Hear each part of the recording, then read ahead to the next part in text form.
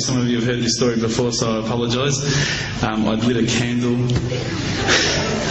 I had the window open, I had the curtains drawn, I was trying to get that really spiritual feeling. It was a nice summer night in Melbourne, as summer as it can get in Melbourne, and I was sitting there thinking, this is it, this is the night. I'd been, investigating all the spiritual proofs, all the scientific proofs about the fact that the mountains are the pegs, about, how the embryo develops inside, the woman, all these amazing proofs, but I still needed that little push. It was like I was on the edge of a cliff, I was ready to jump, I just needed a push. So I was sitting there, it was very quiet. I was reading Quran, and I stopped. I said, Allah, this is my moment. This is the time I'm about to jump into Islam. All I need is just a sign. Just a little sign, nothing huge, maybe a bolt of lightning. Maybe half the house would fall down or something, just small. It's small for you, man. You created the earth, come on. So I sat there. I was waiting for the candle to start lighting up to 4 metres high like in the movies. And I go, okay, go. And subhanAllah, nothing. Absolutely nothing happened. I was really disappointed, to be honest. So I sat there and I said, Allah, this is your chance. I'm here. I'm not going nowhere. I'll give you another chance. Okay, maybe you're busy. I know it's daytime over the other side of the world. There's a whole lot of stuff going on. Maybe this time it could just be like a car backfiring. Something small. All right, half the house, the candle. Let's forget that. A bird could fart outside. I don't care. Just anything. So I said, okay, go. And subhanAllah, absolutely nothing happened. And I mean, I couldn't have even said, oh, that was it. That creep just then in the wall, that was it. Absolutely nothing happened. I was really disappointed. I was gutted. I was sitting there thinking, this is it, this was my last chance, Islam, and I haven't found it.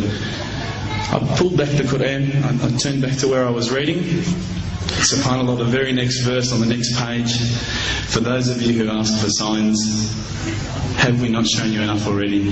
Look around you, look at the stars, look at the sun, look at water. These are the signs for the people of knowledge. SubhanAllah.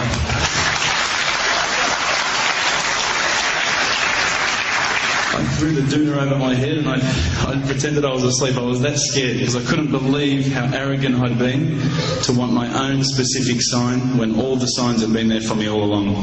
The fact that we have this world, the fact that there is this creation, these are the signs for all of us. The next day I decided this is it, I'm becoming a Muslim. I'd been investigating Islam now for probably about 6 months, to be honest. I went in and I said to myself, this is it, I'm going to make shahada. I had no idea what I had to say, I had no idea what the words were. It was probably close to Isha prayer, so it would have been, 7, 8 o'clock at night. I went in and I couldn't believe it, there was about 1,000 people at the mosque. I thought, subhanAllah, look at this religion. Look at how strong they are. It was the first night of Ramadan.